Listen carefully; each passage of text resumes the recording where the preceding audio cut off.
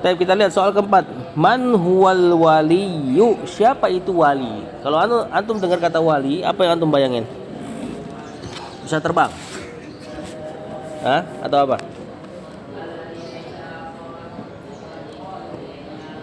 Wah, wali nih, si fulan wali gitu.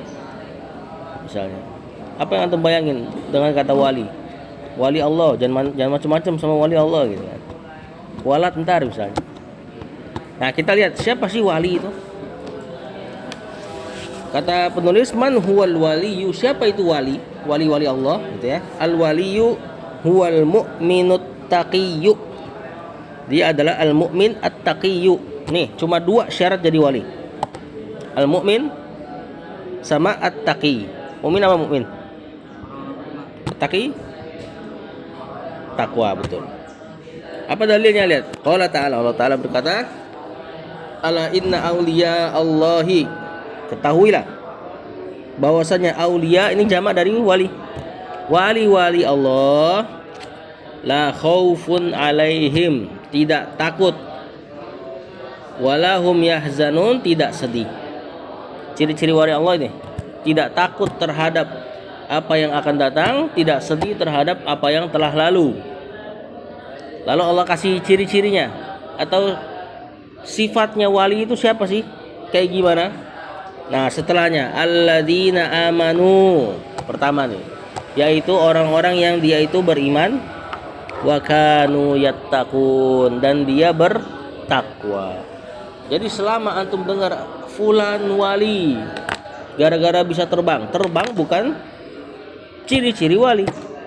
Fulan wali gara-gara bisa ngilang, maka ngilang bukan ciri-ciri menjadi wali. Apalagi fulan wali karena dia udah nggak wajib sholat. Apalagi ada kan sebagian yang dianggap wali karena sudah gila. Udah denger kan tuh? Ya, orang gila dijadikan wali Allah. Katanya karena dia udah saking cintanya sama Allah jadinya gila. Sedangkan Allah bilang taqi tadi, bertakwa. Orang sholat takwa gak? Saudara, orang sholat takwa gak?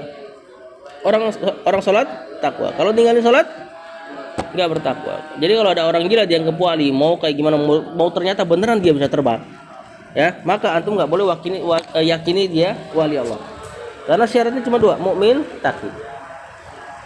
Terus gimana kok bisa terbang beneran? Misalnya beneran bisa terbang, apa jawabannya antum? Sihir atau enggak pertolongan syaitan, ya. Jadi ciri-ciri wali cuma dua, iman, takwa. Jadi antum iman nggak? Antum takwa nggak? Insya Allah takwa kan? Wali bukan? Insya Allah kita katakan kita diantara wali-wali Allah. Cuman iman dan takwa antum mungkin beda sama iman dan takwanya Umar bin Khattab. Tentu dong, bener gak? Makanya tentunya perwalian Allah dengan Umar berbeda dengan kita. Jadi kapan seseorang iman dan takwa dia wali Allah? Cuma tingkatannya berbeda-beda. Makin tinggi iman dan takwa, makin tinggi kewaliannya. Nah, ciri-ciri wali tadi nggak harus berarti kalau gue udah jadi wali berarti gue bisa terbang dan sebagainya. Enggak. Karomah yang paling besar dari seorang wali tadi, la khaufun alaihim wa lahum yahzanun. Enggak bersedih, enggak takut. Juga diantaranya kata para ulama, ciri-ciri orang yang menjadi wali dia akan istiqomah. Ini pertolongan paling besar dari Allah untuk para walinya, istiqomah dalam beragama. Wa qala sallallahu, kata Nabi SAW, innama, sungguh tiada lain. Kalau ada innama berarti pembatasan, ada yang lain. Sungguh tiada lain, waliullah, wali Allah itu, wasalihul mu'minin adalah orang-orang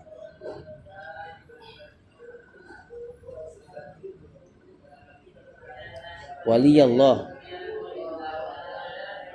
Sudah, innama waliyallah. Ini apa ya i'rabnya ini?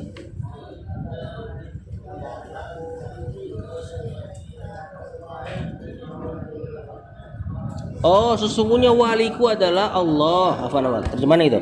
Inna waliya, sesungguhnya waliku adalah Allahu, Allah, wasolihul mukmin, dan orang mukmin yang soleh. Soleh ini maknanya takwa. Balik lagi kayak ayat tadi. Ya kan? Ciri-ciri wali cuma dua, iman takwa. Makin besar iman dan takwanya, makin besar perwaliannya kepada Allah. Dan makin besar perwalian seseorang kepada Allah, dia semakin beristiqomah, bukan semakin bisa yang aneh-aneh. Nah, yang aneh-aneh dalam kehidupan sehari-hari seperti bisa terbang dan sebagainya itu disebut apa? Tahu gak, Tom? Syirik. Sihir bukan. Ada yang dari orang soleh memang bisa melakukannya, tapi karena pertolongan Allah. Mukjizat buat Nabi. Bukan wahyu. Ayo.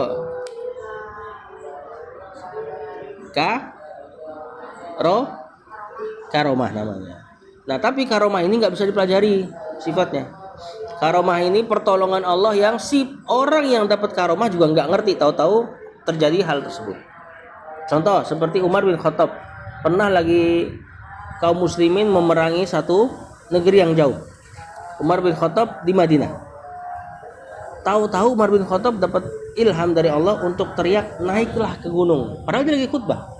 Tiba-tiba ngomong naiklah ke gunung. Nggak sadar dia. Akhirnya dia lanjut lagi khutbah. Ternyata itu suara terdengar sampai di tempat yang kaum muslimin berjihad di waktu yang sama. Jadi pas pulang dari dari jihad, barulah mereka cerita, kami hampir kalah dan kami menang sebab pertolongan Allah yang kami mendengar suara engkau wahai Amirul Mukminin yang berteriak naiklah ke gunung. Jadi itu suara kedengaran. Umar bin Khattab enggak melakukannya dengan sengaja. Jadi kalau ada orang hari ini misalnya ada kiai dan sebagainya, dia bilang oh ini karomah nih, dia nyari benda hilang misalnya. Nah ini bukan karomah. Kalau bisa dipelajari sifatnya disebut sihir. Jadi karomah itu berlaku begitu saja.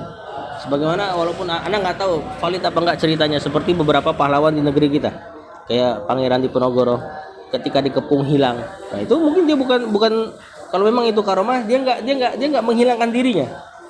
Paham ya? Ya, kalau dipelajari itu sihir. Adapun karomah datang dengan sendirinya. Dan ingat tadi karomah sebesar-besar karomahnya untuk para wali adalah istiqomah. Istiqomah melakukan keimanan dan ketakwaan. Ini pegang erat-erat ini. Karena nanti antum di luar belajar agama pasti banyak iming-iming terhadap hal-hal seperti itu. Fulan punya karomah, selendangnya punya karomah, nyelepet orang bisa mati dan sebagainya. Ada aja cerita-cerita seperti itu. Soal kelima, ada yang mau ditanya? Soal kelima, bimadza yahkumul muslimuna. Nah, kan kemarin tuh subjudulnya jihad, wala sama hukum. Nah, sekarang hukum. Bimadza yahkumul muslimuna. Dengan apa kaum muslimin berhukum?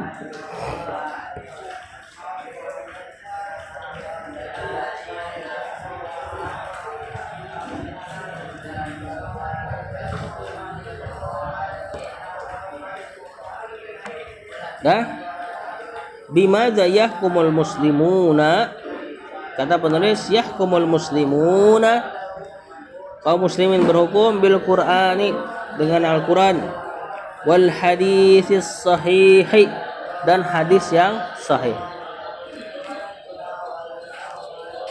Allah Ta'ala, Allah katakan wa anihkum bainahum bima anzalallahu, berhukumlah bainahum di antara mereka wahai Rasul, bima anzalallahu, terhadap atau dengan apa yang Allah turunkan. Ini perintah Allah kepada Rasul. Wahai Rasul, berhukumlah kepada mereka dengan apa yang Allah turunkan, Al-Quran dan juga sunnahnya tentunya.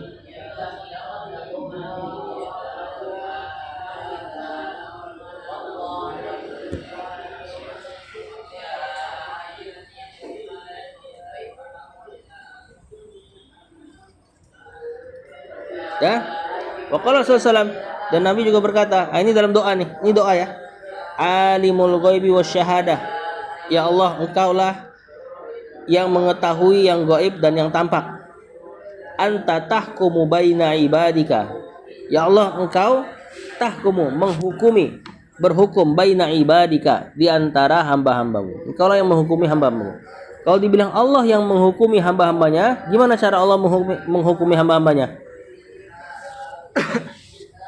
Saudara, gimana cara Allah menghukumi hamba-hambanya?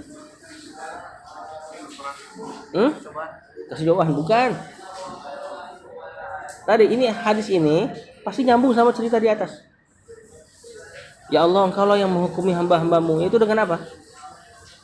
Dengan kalau ada yang bersalah langsung apa itu? Al-Qur'an. Jadi ucapan ini maksudnya ya Allah, Engkaulah yang berhukum di atas di antara hamba-Mu, ya ini kami berhukum dengan kitab-Mu ya Allah. Kurang lebih maknanya seperti itu. Dengan kitab-Mu dan sunnah-sunnah Nabi-Mu. Baina ibadika. Betul. Di antara hamba-hambamu.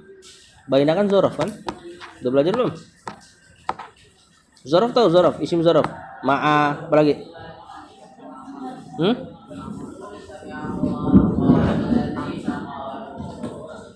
Apa? Ayo isim zorof. Zorof tuh yang ngasih makna tempat atau waktu. Amama. Bentar gak tadi tuh bilang amama. Betul itu. Di antaranya baina. Baina itu artinya di antara.